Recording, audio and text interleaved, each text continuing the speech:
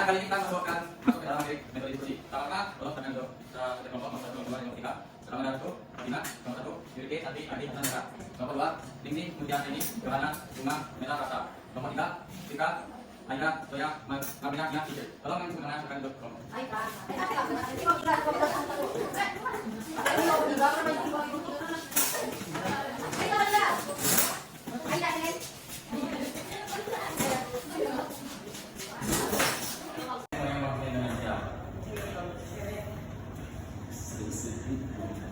Teori nenek moyang bangsa Indonesia yang pertama adalah teori Yunan. Seperti banyak yang sudah dibahas ya, jika ingin akan awal bangsa Indonesia ada berbagai negara Indonesia. Padahal kan Yunani adalah berjaya dan akan menerus secara global berkah secara melalui pakai segala seperti Jawa Korea serta Mekong. Yang kemudian pada kepulauan teori ini menyatakan awal bangsa Indonesia berasal dari Hidayah Yunan Tiongkok. Para ahli yang mendukung teori ini adalah MA. Faktor terdasar oleh bangsa yang lebih kuat berdasarkan teori ada 3 gelombang kedatangan tersebut, yakni Gotong Melayu, Jodong Melayu, dan Melansoid. Kedatangan secara kenal ini sendiri bagi 2 bagian, yaitu Gotong Melayu dan Jodong Melayu. Nah, jadi dalam pembahasan tadi kan ada 3 golongan itu, ada Proto, Yotro, dan Melansoid. Saya ingin membagi 3 kelompok tadi, ini Proto, Yotro, dan Melansoid. Dari ketiga kelompok ini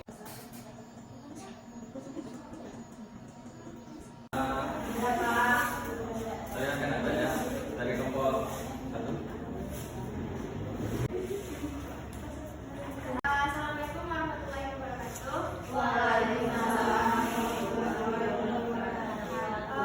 Saya perwakilan dari kelompok 1 akan menyampaikan kami, yaitu titik yang berbeda dan beda. Pertama itu yang berbeda. 2 kami memilih 3 bidang yang berbeda. 4 untuk buku yang berbeda. 5 berbeda tentang kami yang berbeda dan yang berbeda 169 dan 170. Tentang bahasa Indonesia, ada bahasa Indonesia kami dibahas dan bahasa Indonesia yang kedua. Jadi baik untuk oke. Semua daerah satu pembuat di itu yang berbeda. Nanti berarti yang berbeda tinggal. Ada yang berbeda itu tadi. Ada yang berbeda tinggal di bawah kabupaten daerah. Dan tempat sekolah. Kalau sekolah ini proses yang berbeda dan dalam budaya berbeda. Dan lain budi. Pas kemudian harus memiliki teknik belajar yang berbeda dan yang penting. Oke. Terima kasih kepada kelompok 1. Selanjutnya saya akan bertanya kepada kelompok 3. Kami dari kelompok 3 akan menyampaikan hasil diskusi kami Proto Melayu. Sebelumnya kita ketahui, Proto Melayu ini diyakini sebagai nenek moyang orang Melayu. Indonesia yang bersumber dari Madagaskar sampai Pulau Kalimantan di Pasifik. Mereka dipilih dari Cina dan Selatan, yaitu di mana dari Tiongkok sampai Yunnan. Jadi jenis Proto Melayu itu langsung lurus, kulit kuning coklat, mata sipit, bentuk wajah bulat, tinggi badannya itu. Saya perwakilan dari kelompok 2 akan mempresentasikan hasil diskusi kami tentang ras kultural Melayu, yaitu ras kultural Melayu adalah Australia anak Simat, yang masuk Indonesia anak Simat itu semakin dari mereka berpikir tentang bagaimana masuk Indonesia menggunakan rambutnya adalah rambutnya lurus, berwarna hitam, berwarna tabuannya Semuanya, tekanan dari berbagai bangsa yang lebih kuat yang ada di wilayah utara. Perpindahannya untuk kelas kita hari ini, wabillahi taufiq wal hidayah. Assalamualaikum warahmatullahi wabarakatuh. Waalaikumsalam. Anda semua. Apa kabarnya?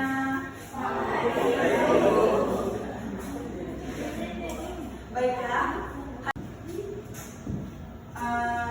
Ada yang tahu nggak teori Muslim Islam itu ada berapa? Jelas Cina?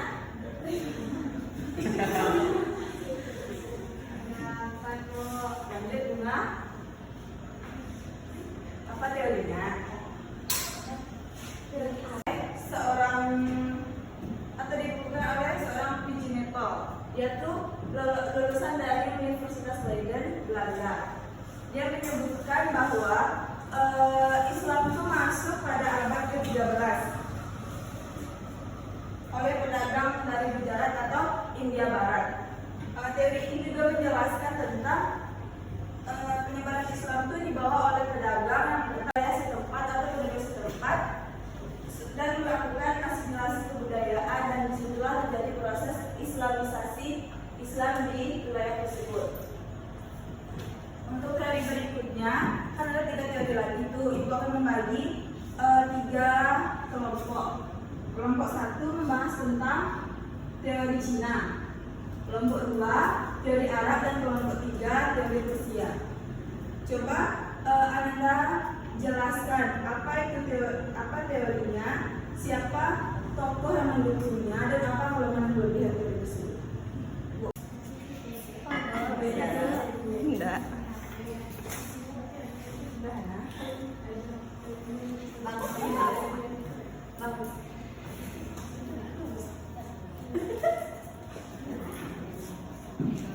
Jadi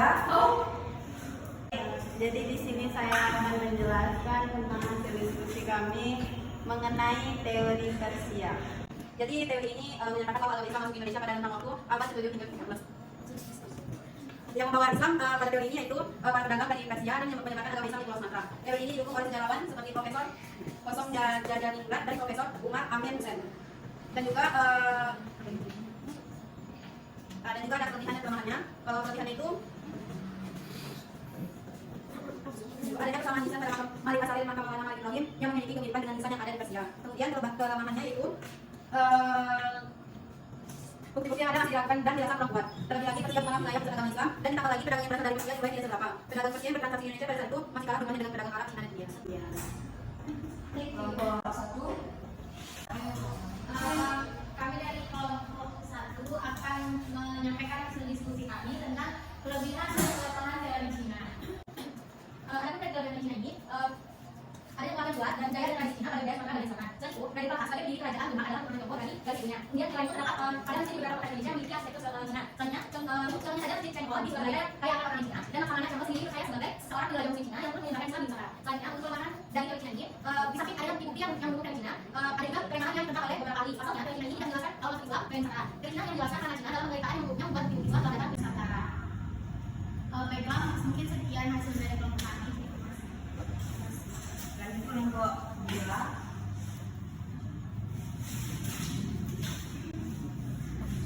Baiklah, Assalamualaikum warahmatullahi wabarakatuh.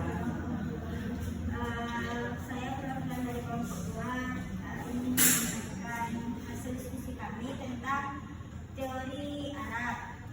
Teori Mekah atau teori Arab dikemukakan oleh Sir Thomas Arnold bersama Crawford, Midian, dan Leopold. Dalam hal ini, dia menyatakan bahwa pengaruh Islam telah masuk ke Nusantara pada sekitar abad ke-7 yang dibawa langsung oleh para pedagang Arab, yang dibuktikan dengan adanya kepemimpinan Islam pada 674 di Baros Banten.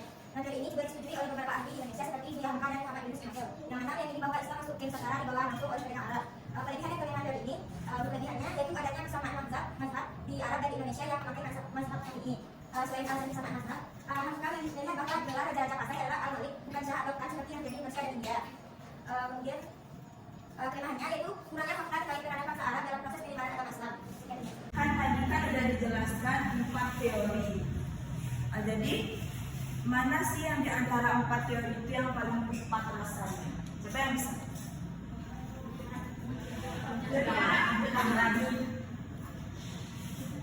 Nah, teori apa? Kalau menurut saya teori Arab. Kenapa sih teori Arab ini dianggap paling benar? Karena dipelopori oleh Buya Hamka. Itu juga selain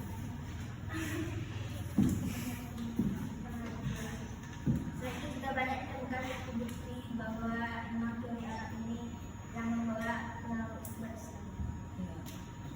Jadi Anda semua udah paham kan kalau teori di antara 4 teori tersebut yang paling tepat itu teori Arab atau teori Mekah yang dimana dia tuh ada 2 bukti. Yang pertama di mana adanya persamaan mazhab di Arab dan di Indonesia yang dinamakan mazhab Syafi'i. Yang kedua pada abad ke-7 di pantai timur Sumatera memang telah terdapat perkampungan Islam khas dinasti Umayyah Arab. Nah, jadi pelajaran hari ini kita dapat simpulkan teori masuknya Islam ke Nusantara itu ada 4. Masuknya Islam ke Nusantara itu pada awalnya dibawa oleh kaum pedagang dari Asia Tengah dan Timur seperti Cina, India, Iran, dan Arab. Mereka datang ke Indonesia itu berdagang. Di sela-selanya sastra berdagang diseliplah dakwah Islam. Dan juga ada para ulama yang sengaja masuk ke Nusantara itu untuk menyebarkan agama Islam. Sekian dulu materi kita pada hari ini. Kita sambung minggu depan. Sekian. Assalamualaikum warahmatullahi wabarakatuh.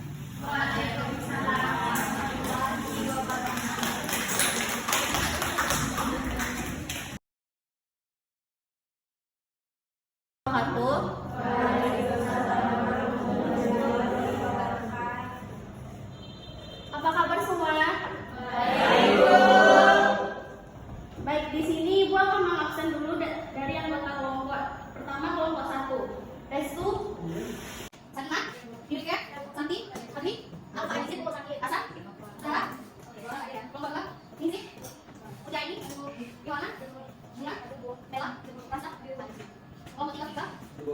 Bu? Saya? Saya Bu? Ya? Ya, ada Bu. Cici? Ada Bu. Oke, pelajaran kita yang pertama teori maksudnya budaya ke Indonesia.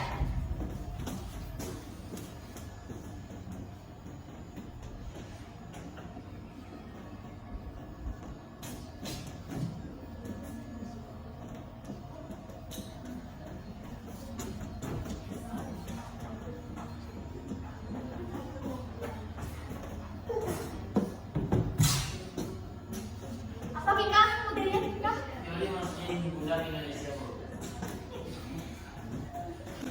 Jadi proses masuknya Hindu-Buddha ke Indonesia ada 4 teori. Dan juga dilatar belakangi dengan adanya perdagangan, peperangan antara India. Nah, di sini kita akan membahas 4 teori. Pertama itu teori sutra.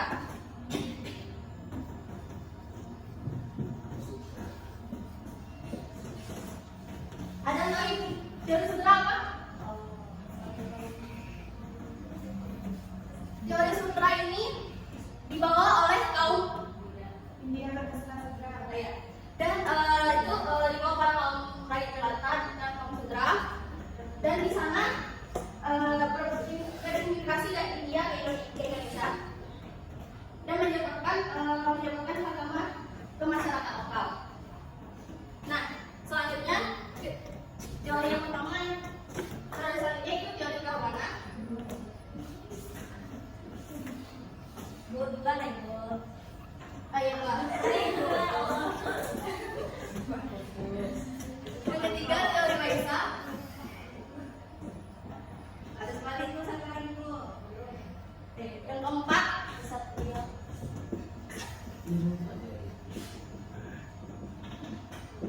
Nah, teori ini Ibu akan membagi kelompok. Kelompok 1 teori Brahmana, kelompok 2 teori Waisa, kelompok 3 teori Kshatriya. Nah, tiap kelompok itu harus bagaimana jalannya teori dan siapa saja orang yang menemukan teori tersebut. Waktunya 3 menit dari sekarang. Udah Bu. Aku sudah Bu. Oke, kelompok sudah siap semua. Mulai dari teori Waisa, kelompok pertama. Silakan kelompok 2. Saya dari kelompok 2 akan presentasikan hasil diskusi kelompok kami, yaitu mengenai teori Waisya. Teori Waisya diungkapkan oleh Injekron. Ini mengungkapkan bahwa adalah Hindu masuk ke Indonesia melalui hubungan antara dalam Indonesia dengan India. Adanya interaksi antara budaya India dan penduduk pribumi merupakan kemungkinan terjadinya perkawinan di antaranya. Jadi hubungan inilah kemudian kemudian dapat masuk ke Indonesia. Terima kasih kelompok 2. Selanjutnya teori Brahmana. Kelompok 1 silakan. Pada kelompok 1 yang akan mempresentasikan hasil diskusi dari kelompok kami, yaitu mengenai teori Brahmana. Menurut teori Brahmana, agama Hindu datang masuk ke Indonesia pada sekitar abad ke-4 Masehi. Teori ini dibawa oleh kaum Brahmana, yang dimana kaum Brahmana merupakan seorang pendeta yang lebih memahami mengenai ajaran agama Hindu, karena itulah para peneliti lebih memberatkan mengenai teori Brahmana ini. Kemudian yang kekurangan teori Brahmana yaitu kaum Brahmana merupakan golongan yang paling tahu dan paham terkait ajaran agama Hindu. Penyebaran ajaran agama Hindu dapat dikatakan sebagai kebenaran. Selain itu, kelemahannya yaitu selain bukti yang tidak akurat, ada juga yang mengatakan bahwa teori ini tidak pasti direlevansikan dengan penyebaran agama Hindu di Indonesia. Hal ini berkaitan dengan ajaran Hindu yang menyebutkan bahwa kaum Brahmana dilarang untuk menyebarkan lautan dan meninggalkan tanah air. Sekian hasil diskusi kami. Terima kasih kelompok 1. Selanjutnya kelompok 3 teori Kshatriya. Baiklah, sesi ini akan mempresentasikan hasil diskusi dari kelompok 3, yaitu tentang teori Kshatriya. Teori Kshatriya adalah menurut teori Kshatriya, Hindu penyebaran budaya Indonesia dibawa oleh golongan Kshatriya nomor 4. Dapat ini didasarkan oleh pada sifat kepalanya yang dimiliki oleh para Kshatriya. Terjadi perang Hindia membuat para Kshatriya terpaksa mulai dari Indonesia, kemudian mereka mengikat ajaran budaya Hindu untuk pertama kalinya di Nusantara. Dari semua teori sudah dapat dijelaskan. Kita ambil kesimpulan dari teori Brahmana.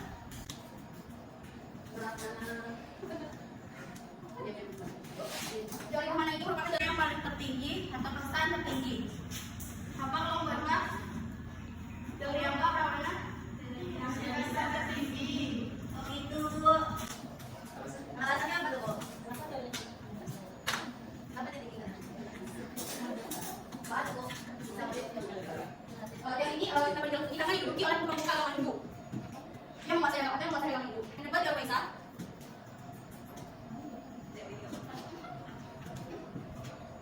Teori Waisa ini yang dimana terdiri dari pedagang atau pekerja kerja.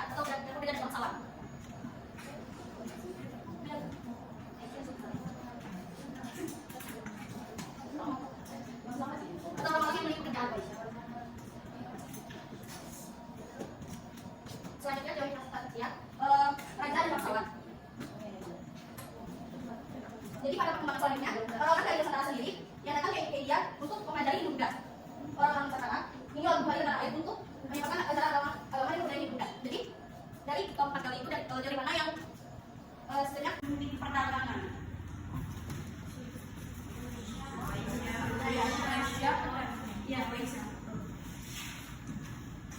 Oke, sekian materi hari ini.